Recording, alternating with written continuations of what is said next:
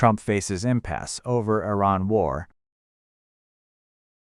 Senior U.S. counterterrorism official resigns to protest Iran war.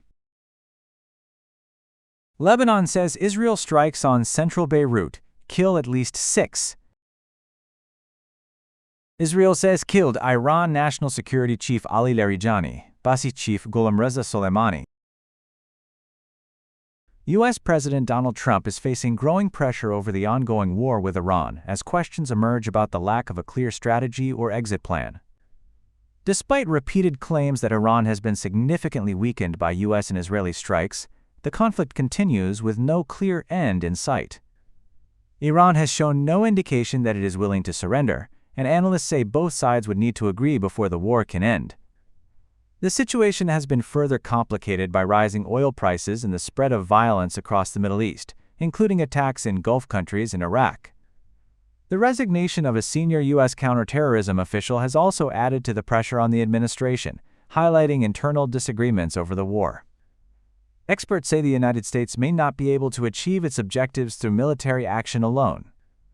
They suggest that a negotiated solution may be the most realistic path forward, allowing both sides to claim some form of success.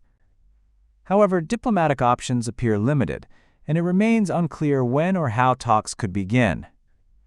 Meanwhile, some U.S. allies have distanced themselves from the conflict, with countries in Europe declining to support military efforts in the region.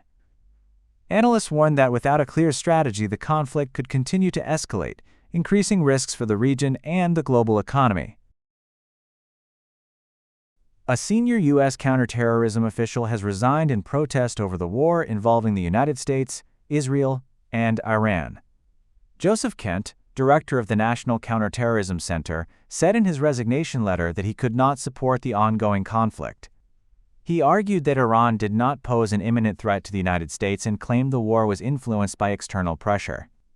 Kent is the first senior official in the Trump administration to step down over the conflict. In response, President Donald Trump dismissed Kent's criticism, calling him weak on security, and saying his departure was a positive move. The White House also rejected Kent's claims, stating that the decision to launch military action was based on strong evidence of a potential Iranian threat. Officials said the operation aimed to prevent an attack on the United States and protect national security. Kent's resignation highlights growing divisions within the U.S. government as the conflict in the Middle East continues. Israeli airstrikes on central Beirut have killed at least 6 people and injured more than 20 others, according to Lebanese authorities.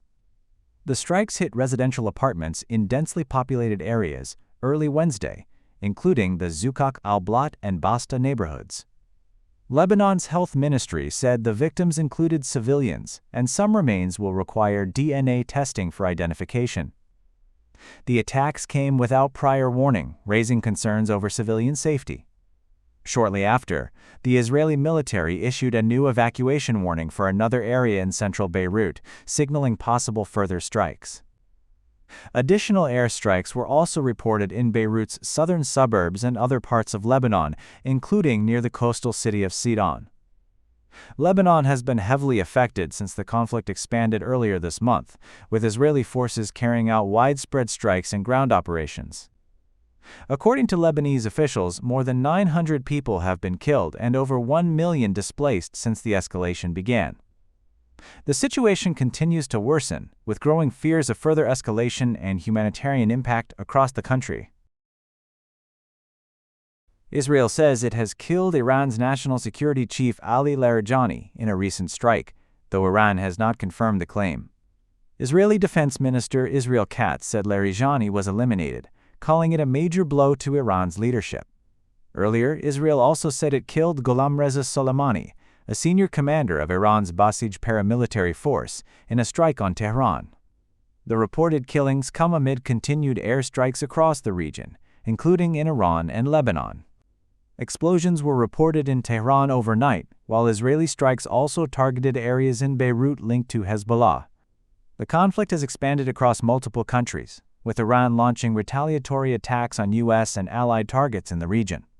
Tensions have also disrupted global energy markets, with the Strait of Hormuz largely affected by attacks on shipping. Meanwhile, the United States has called on its allies to help secure the waterway, but several countries have been reluctant to join the effort. The conflict continues to escalate, with no clear end in sight and growing concerns about its regional and global impact.